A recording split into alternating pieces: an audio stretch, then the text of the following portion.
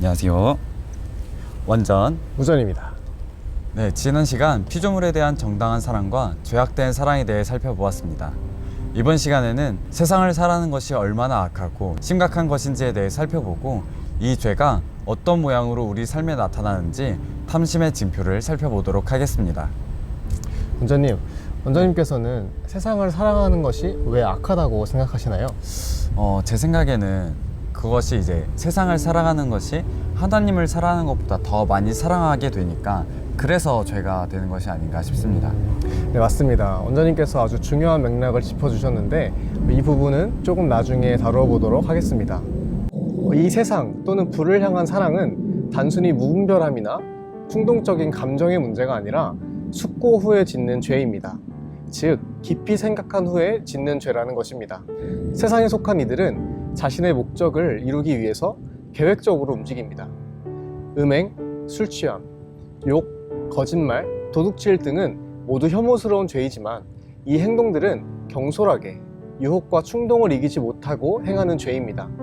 하지만 탐심은 계획을 세우고 생각한 후에 짓는 알고 짓는 죄라는 것입니다. 또한 탐심은 잘못된 목적을 설정하는 죄입니다.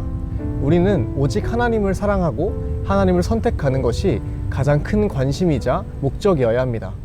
하지만 탐심은 세상을 사랑하고 세상을 택하도록 목적을 설정하게 만드는, 그래서 그저 일회성을 띠는 죄가 아닌 지속적으로 죄를 짓게 만듭니다. 잘못된 목적을 추구하는 삶은 단지 인간의 한 부분이나 한 행동이 아니라 인생 전체를 굳게 만드는 것입니다. 저자는 이는 단지 어느 특정한 죄가 아니라 생각과 삶을 통해 진행되는 관성이 붙은 죄다 라고 표현하고 있습니다. 마지막으로 가장 중요한 탐심의 심각성은 우상숭배라는 것입니다. 좀 전에 원장님께서 세상을 사랑하는 것이 왜 악하냐 라는 질문에 하나님보다 세상을 더 사랑하는 것이기 때문에 악한 것이다 라고 말씀해 주셨는데, 그것이 바로 이 우상숭배와 연결되는 부분입니다. 하나님이 창조한 피조물을 그분의 자리에 대신 앉히는 것입니다. 그리고 자신의 사랑과 믿음을 피조물에게 줍니다. 하나님께만 드려야 하는 것임에도 불구하고 말입니다. 그 사람은 하나님보다 거기서 더 기쁨을 찾고 자신의 만족을 거기서 찾고 붙듭니다. 피조물은 하나님께서 피조세계를 만드실 때 부여하신 목적과 용도가 있습니다. 하지만 우리는 탐심의 마음을 품음으로써 그 목적과 용도를 왜곡하였습니다. 하나님을 섬기고 영화롭게 하는 데 사용되어야 할 그분의 선물을 업신여겼으며 우리의 영혼의 유익을 위해 주어진 은혜로 우리 영혼을 파괴하고 있습니다. 이것이 바로 이 증오스러운 죄의 참 본질입니다. 네, 이걸 이렇게 보니까 이 탐심이라는 죄가 얼마나 악하고 얼마나 심각한지 우리가 알게 되는 것 같아요. 그런데 우리는 이 탐심이라는 죄를 조금 얕잡아 보는 경향이 있는 것 같습니다. 위에서 말했던 살인, 음행, 방탕함, 거짓말, 이러한 모든 죄들이 결국에는 이 탐심에서 비롯된다고 생각이 들어요. 이 모든 죄들이 탐심에서 작게 시작하지만 그 결과로서 나오는 죄들이 이러한 모습들이지 않나 싶습니다. 그래서 이런 것들을 살펴보았을 때 우리가 이런 탐심들을 결코 얕잡아 보지 말고 심각하게 여기고 애초에 처음부터 뿌리 뽑아야 된다고 생각이 듭니다. 맞습니다. 우리가 탐심을 얕잡아 보았다라는 표현이 참 인상 깊게 다가오는데요. 마치 비가 오는 상황에 비교해 본다면 아까 살펴보았던 음행, 거짓말, 살인과 같은 죄들은 좀 우리가 눈에 띄게 우리의 옷이 젖는 것을 볼 수 있는 굵은 비와 같다면, 이 탐심이라는 것은 가랑비와 같이 조금 맞아도 될 법한 비처럼 보이지만 시간이 지나면 온몸이 다 젖어 있는 그런 것을 발견하게 되는 그런 모습이 아닐까라는 생각이 듭니다. 그렇다면 이러한 탐심의 마음을 품은 우리들은 어떤 모습으로 나타날까요? 탐심의 징표들에 대해 저자는 21가지를 소개합니다. 저는 이 부분을 읽으면서 저에게 찔림이 되는 부분이 어떤 부분인지 한번 체크를 하면서 읽어보았는데, 다 읽고 제가 체크한 것을 살펴보았는데 절반 이상을 제가 체크했더라고요. 이렇게 탐심이 가득한 사람이었다는 사실에 참 씁쓸하면서도 하나님께서 저의 이러한 모습들을 보면서 참 안타까워 하셨겠다라는 생각에 부끄러움과 죄송함이 들었던 시간이었던 것 같습니다. 이 시간에는 21가지의 탐심의 징표 중에서 몇 가지만 추려서 소개해 드리도록 하겠습니다. 첫 번째는 우리가 탐심하며 생각할 수 있는 모습입니다. 바로 하나님과 우리의 영원한 행복을 육신의 부요함과 즐거움보다 더 사랑하지 않는 것입니다. 오히려 육신의 부요함을 더 가치 있는 것을 여기고 자랑하는 모습입니다. 로마서 13장에서는 오직 주 예수 그리스도로 옷 입고 정욕을 위하여 육신의 일을 도모하지 말라라고 바울은 권면합니다. 피조물은 그저 하나님을 더 잘 섬기기 위해 주어진 것이며 그 목적과 용도가 하나님을 영화롭게 하는 것에 있음을 우리는 기억하면서 영원한 행복에 가장 큰 가치를 두어야 할 것입니다. 두 번째는 하나님과 우리 영혼에 대해 신경 쓰며 말하기보다 세상의 부요함에 관해 아무렇지도 않게 더 달콤하게 말하는 것입니다. 그리고 어려움과 곤경 가운데 있을 때 하나님에 대한 믿음과 천국을 향한 소망에서 위로를 얻기보다 이 세상에서의 필요가 채워지고 우리 소망이 성취되는 데서 더 큰 위로를 얻는 모습입니다. 우리가 천국 본향을 바라보며 사는 나그네잖아요. 네. 하지만 이 사실을 항상 생각하며 인식하려고 노력하지 않는 이상 우리는 이 눈앞에 놓인 우리 세상에서의 삶에 더 집중하게 되는 것 같습니다. 그렇게 조금씩 이 땅에서의 삶에 대한 풍요로움과 편안함에 대해 더 많이 생각하게 되고 이런 삶의 모습이 어려움 가운데서 어떤 것으로부터 위로를 얻는지까지 이어지는 것 같습니다. 우리의 시선과 가치 기준이 오직 하나님께 맞춰져 있더라면 우리는 우리 영혼에 대해 신경 쓰며 어려움 가운데서도 하나님으로부터 위로를 얻을 것입니다. 하지만 우리의 시선과 가치 기준이 어느새 세상의 만족으로 맞춰져 있다면 세상의 부요함에 대해 신경 쓰며 어려움 가운데서 세상의 체험과 소망의 성취로부터 위로를 얻게 될 것입니다. 세 번째는 우리의 권리를 위해 평안을 깨트리고 싸우고자 하는 모습입니다. 물론 모든 순간 권리를 포기하고 업신여김을 받으며 살아가야 한다고 말하는 것은 아닙니다. 여기서 말하는 권리를 위해 싸우고자 하는 것은 그것을 통해 얻는 것이라고는 형제의 영혼에 더 큰 상처를 입히고 우리 경건이나 하나님의 영광에 더 큰 해를 입히는 것일 뿐임에도 중요하다고 여기는 데서 나타나는 모습을 말하는 것입니다. 가장 낮은 모습으로 오신 예수 그리스도의 모습을 본받아 나보다 남을 더 높게 여기는 겸손함의 모습이 그리스도인이 갖춰야 할 모습이라고 생각합니다. 세상이 우리의 권리를 무시하더라도 하나님께서는 자신을 낮춘 우리를 귀하다 여겨주실 것입니다.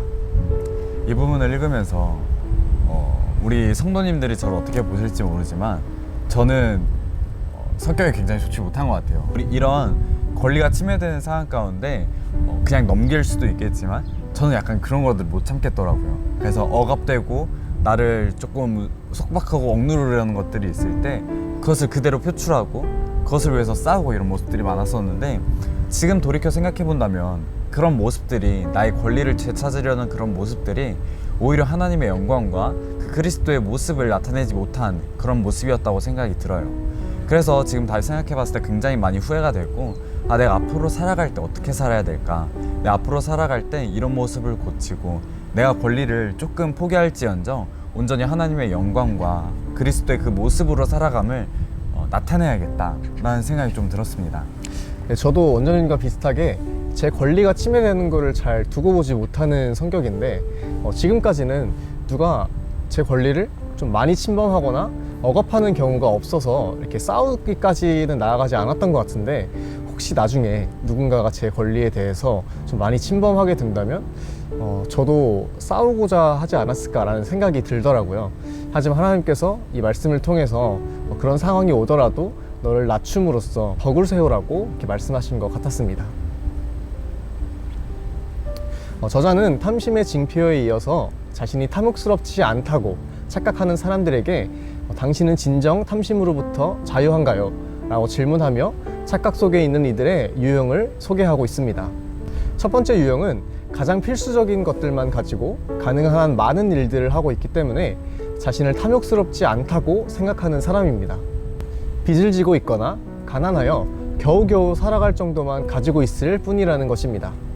하지만 그들은 자신에게 결핍된 부를 사랑할 위험이 있습니다. 그리고 현재 자신이 처해 있는 상황에 자족하지 못하고 가난함을 참을 수 없어 하는 마음이 있다면 그것 자체가 세상과 육신을 향한 사랑임을 보여주는 것입니다.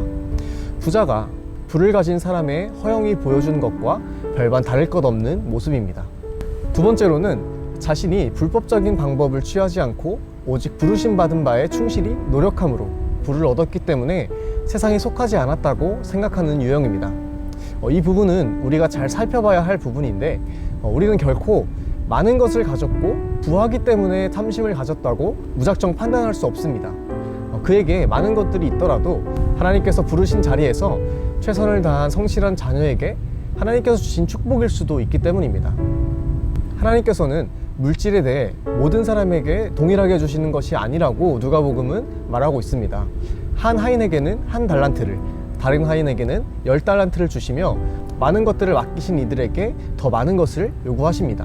그러므로 많은 것을 받았다는 것 자체가 죄가 아닙니다. 하지만 우리가 경계해야 할 것은 그 부를 어떤 목적으로 사용하는가입니다.